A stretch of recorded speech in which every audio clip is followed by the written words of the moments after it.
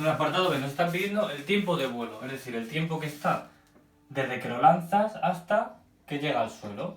Hasta que llega al suelo. Y ahí está la clave, ¿vale? Si os fijáis, cuando llega al suelo, ¿cuál es su posición en I? 0 metros.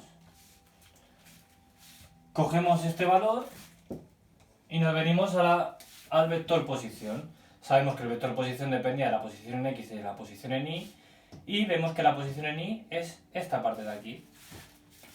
45 más 10t menos 4,9t cuadrado. Esto será igual a la posición en Y. Y cuando llega al suelo es 0. ¿Vale? Es una ecuación de segundo grado. Se coloca en orden, ¿vale? Se resuelve y nos queda t igual a menos 2,17 segundos, que evidentemente no va a valer la solución porque es negativa y el tiempo no puede ser negativo. Y la otra solución es 4,22 segundos. Y esta sí será la respuesta correcta. Este es el tiempo que tarda en llegar a la posición I 0. ¿Vale? Es decir, esto es el tiempo de vuelo. Y estaría hecho el apartado B. Apartado C. Nos piden velocidad con la que llega al suelo. Bien, para saber la velocidad con la que llega al suelo, es imprescindible que tengamos el vector velocidad. Voy a poner aquí el resultado. Tenemos que tener el vector velocidad. ¿Y cómo sacamos el vector velocidad? Si habéis visto el vídeo explicativo, ya sabréis que hay que derivar. Para sacar la velocidad en función del tiempo, ese vector se calcula derivando el vector posición en función del tiempo. Por lo tanto, nuestro vector velocidad será, nos venimos al vector posición y derivamos. ¿Derivada de 17,32t? Pues 17,32i, ¿vale? Se deriva en función de t. Si fuese 2x, su derivada es 2, pues aquí será la derivada 17,32. Más componente i. 45 derivada de 45 es 0. Derivada de 10t, 10. Derivada de 4,9t cuadrado es 9,8t. J porque es la componente i. Metros por segundo. Y aquí tendremos la velocidad en función del tiempo para cualquier instante de tiempo. Es decir, podré calcular la velocidad en cualquier momento de toda esta trayectoria. Y fijaos, me dicen la velocidad con la que llega al suelo. ¿Cuánto tiempo tarda en llegar al suelo? Lo hemos calculado en el apartado B, 4,22 segundos. Entonces yo lo que tendré que calcular es la velocidad para esos 4,22 segundos. ¿Y cómo haré eso? Pues simplemente sustituyendo en el vector velocidad la t por 4,22, que será el tiempo que ha transcurrido cuando llega al suelo, que es lo que me están pidiendo. Y tendremos 17,32 y más 10 menos 9,8 por 4,22 J.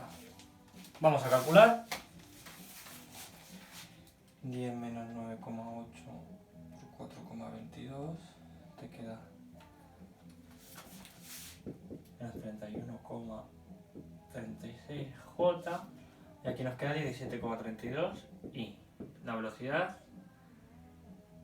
con la que llega al suelo. Venga, vamos a intentar interpretar este resultado. Es un vector, ya que tengo componente X y componente Y. Y es metros por segundo porque es la velocidad.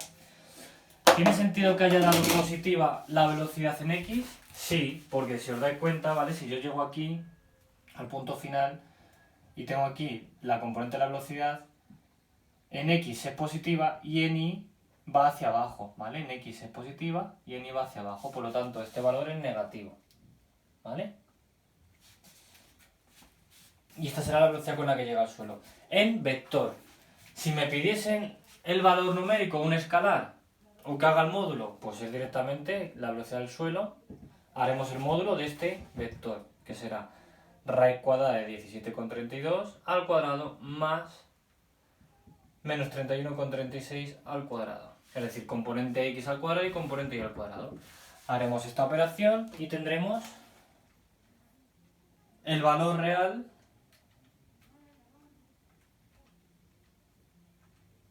de la velocidad cuando llega al suelo, que es 35,82. 35,82 metros por segundo. Recordad, chicos, esto es módulo del vector, y este es el vector de la velocidad con la que llega al suelo. Venga, perfecto. ¿Qué más nos piden? Nos piden que calculemos apartado de alcance máximo. Mira, esto está ya prácticamente hecho, chicos. ¿Por qué? El alcance máximo, si os fijáis, va a ser esto de aquí. Es el valor mayor de la X, ¿vale? Estamos buscando la R máxima. Y ya hemos calculado que el tiempo en el que llega hasta esta posición máxima son 4,22 segundos, ¿vale? Entonces, si nos venimos a nuestro vector posición, cuando haya transcurrido ese tiempo, el valor de la posición en X será el máximo. Es decir, si yo me vengo a la posición en X, que es 17,32t, lo veis aquí, ¿vale? Y sabemos que para que llegue al final del recorrido de este movimiento tiene que pasar este tiempo, pues lo que haremos es sustituir 17,32 por 4,22 y calcularemos la posición en X, 17,32 por 4,22. Y esta es la posición en la que se encuentra en el eje X la piedra que estamos lanzando. Y es el punto más lejos que he llegado, por lo tanto será el alcance máximo. Serán 73,1 metros. Altura máxima. Nos piden altura máxima. Concepto clave para calcular la altura máxima. Tenemos que saber que cuando llegamos a la altura máxima, la velocidad es 0. ¿Vale? ¿Dónde es 0 la velocidad? ¿En X o en Y? Recordar que en X es MRU, por lo tanto en X siempre va a llevar la misma velocidad. Lo que va a variar es la velocidad en Y. Por lo tanto, cuando yo alcance esta altura máxima, ¿vale? La velocidad en Y será 0. Y esta es la clave para sacar la altura máxima. Nos tendremos que venir al vector velocidad, este de aquí. Y sabemos que esto será la velocidad en X y esto es la velocidad en Y. Como yo sé que la velocidad en Y tiene que ser 0, coger esa componente, cogeremos la componente en el que es la velocidad en Y, esta de aquí, 10 menos 9,8 t, y sé que la velocidad en Y, cuando la altura es máxima, tiene que ser 0. ¿Vale? Entonces lo que vamos a hacer es calcular el tiempo que tarda en llegar hasta la altura máxima. Ahora veremos para qué. Despejamos aquí, 9,8t, donde te queda que t es 10 entre 9,8. Con esto queda 1 con algo.